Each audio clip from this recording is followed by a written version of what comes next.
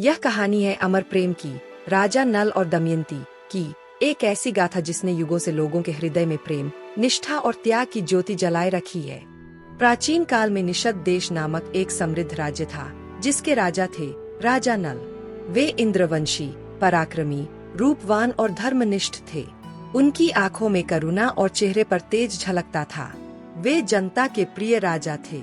सभी उन्हें धरती पर देवता कहते थे। इसी समय विदर्भ राज्य की राजकुमारी थीं दमयंती। वह अपूर्व सौंदर्य की प्रतिमूर्ति थीं। उनकी चाल में गरिमा थी और हृदय में पवित्रता। कहा जाता है कि स्वयं देवता भी उनकी सुंदरता से मोहित हो जाते थे। एक दिन जब वे अपने महल के बगीचे में टहल रही थीं, तभी वहां एक स्वर्ण पंखों वाला हंस आया। वह कोई साधारण पक्षी नहीं था, वह बोल सकता था। दमयंती ने प्रेम से उसे पकड़ लिया। हंस बोला, राजकुमारी, मैं निषद देश के राजा नल का संदेशवाहक हूँ। वे रूप में देवता के समान और गुणों में महान हैं। वे ही तुम्हारे योग्य है। दमयंती ने मुस्कुराते हुए कहा, क्या वास्तव में ऐसे है वे? हंस बोला, हाँ राजकुमारी, और यदि तुम उन्हें देखो तो तुम्हारा मन भी उन्हीं में रम जाएगा। दमयंती के हृदय में पहली बार किसी का नाम गूंजा, राजा नल। उसी क्षण उसके मन में प्रेम की एक किरण जन्मी। उधर जब हंस राजा नल के पास पहुंचा, उसने दमयंती की सुंदरता और गुणों का वर्णन किया। नल भी उसे सुने बिना नहीं रह पाए।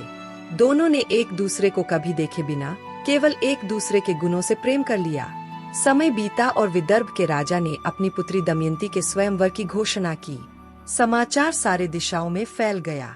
चारों दिशाओं से वीर राजकुमार, राजा और देवता स्वयंवर में पहुंचने लगे। देवता इंद्र, अग्नि, वरुण और यमराज भी दमयंती को पाने की इच्छा से आए। राजा नल भी वहां पहुँचे।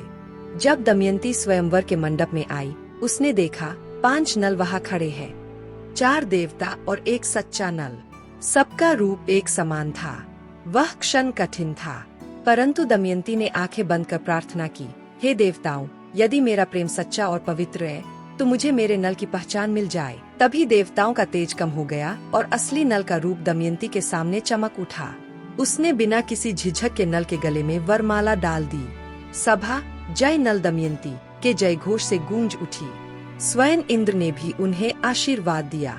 लेकिन इस प्रेम की कहानी का एक अंधेरा पक्ष भी था।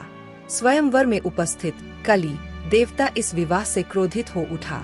उसने कहा, दमयंती ने मुझे नहीं चुना, मैं नल का सर्वनाश कर दूंगा। और कली ने धीरे धीरे नल के जीवन में प्रवेश किया। कुछ समय बाद नल के मन में जुए की प्रवृत्ति उत्पन्न हुई। उनके भाई पुष्कर ने उन्हें जुए के खेल में आमंत्रित किया। कली का प्रभाव ऐसा था कि नल अपनी सुध बुध खो बैठे। वे एक के बाद एक दाव हारते गए। पहले धन, फिर राज्य, फिर सेना और अंततः अपना सब कुछ। निषद राज्य उनके हाथों से निकल गया। दमयंती का हृदय टूट गया, लेकिन उसने राजा का साथ नहीं छोड़ा। जब सबने उन्हें त्याग दिया, दमयंती बोली, राजन, राज्य जा सकता है, पर मेरा प्रेम नहीं। और दोनों वन की ओर चल पड़े। वन का जीवन कठिन था। भूख, प्यास और दुख ने उन्हें घेर लिया। एक रात नल ने दमयंती को सोते हुए देखा और मन में सोचा, मैं ही उसके दुख का कारण हूँ। यदि मैं चला जाऊँ तो यह सुरक्षित रहेगी। आंसू रोकते हुए उन्होंने दमयंती को छोड़ दिया और अंधेरे जंगल में खो गए।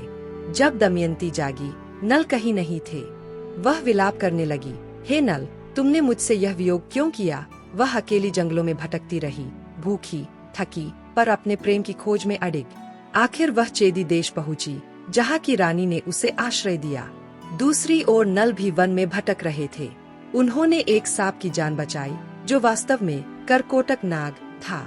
नाग ने कहा, राजन, मैं तुम्हें कली के प्रभाव से मुक्त करूंगा। उसने नल को डसा, जिससे नल का रंग काला पड़ गया और वह किसी को पहचान में नहीं आए। अब उनका नाम पड़ा बहुक। नल एक दूसरे राज्य में पहुंचकर वहां के राजा ऋतुपर्ण के रथ सारथी बन गए। उनकी घोड़ों को नियंत्रित करने की अद्भुत कला देखकर राजा प्रसन्न हुए। उधर दमयंती ने एक युक्ति सोची। उसने यह खबर फैलवाई कि राजकुमारी दमयंती दूसरा स्वयंवर करने जा रही है। यह सुनते ही ऋतुपर्ण और उनका सारथी बहुक, जो नल थे, वहां चल पड़े। दमयंती ने जब रथ की गति सुनी तो पहचान लिया, यह चाल केवल मेरे नल की हो सकती है। जब रथ विदर्भ पहुंचा, दमयंती उनके सामने आई और बोली, क्या तुम वही नल नहीं जिन्होंने मुझे वन में छोड़ दिया था? नल ने आंसुओं से भरी आंखों से कहा, हाँ दमयंती, मैं ही हूँ।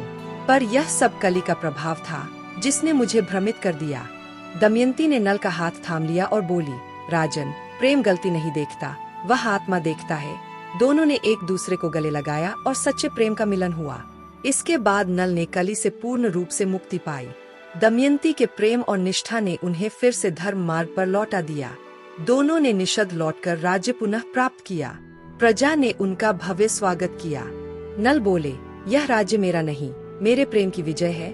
और दमयंती ने मुस्कुराते हुए कहा, जहाँ प्रेम है वही राज्य है। राजा नल और रानी दमयंती ने जीवन भर धर्म, निष्ठा और प्रेम का पालन किया।